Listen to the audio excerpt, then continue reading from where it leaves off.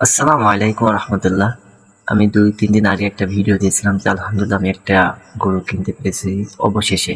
আমি কিন্তু সেই গরুটাকে সঠিকভাবে আপনাদেরকে দেখাইছিলাম না। তো আজকে আমি দেখাচ্ছি। এই হচ্ছে আমার পরিবারের নতুন সদস্য এবং আজকে এই ভিডিওটা বানানোর উদ্দেশ্য হচ্ছে যে এটা একটা প্রমাণ হিসেবে থাকবে যে এই গরুটা কতটা পরিবর্তন আসতেছে। আমি যে খাবারগুলো খাওয়াইতেছি, খাবার খাওয়ার পর কতটা পরিবর্তন আসতেছে সেটা দেখানোর জন্য বা নিজে রাখার জন্য, কেউ দেখানোর জন্য না, নিজে একটা প্রমাণ রাখার জন্য।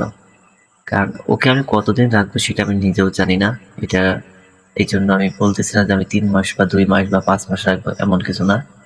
এত বেশিও রাখতে পারি। এটা নির্ভর করবে ওর গ্রোথের উপর এবং আল্লাহর রহমতের উপর। আল্লাহ যদি রহমত করে, যদি ভালো কিছু হয় ইনশাল্লাহ তখন দেখা যাবে।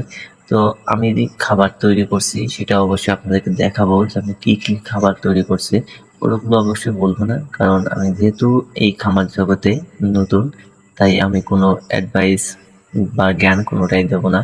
যাক আলহামদুলিল্লাহ, আমার এই ছোট্ট গরুটা কিন্তু একটু অসুস্থ ছিল। সে কত সুস্থ, কিন্তু ক্ষতটা এখনো রয়ে গেছে। সবাই দোয়া করবেন। আসসালামু আলাইকুম।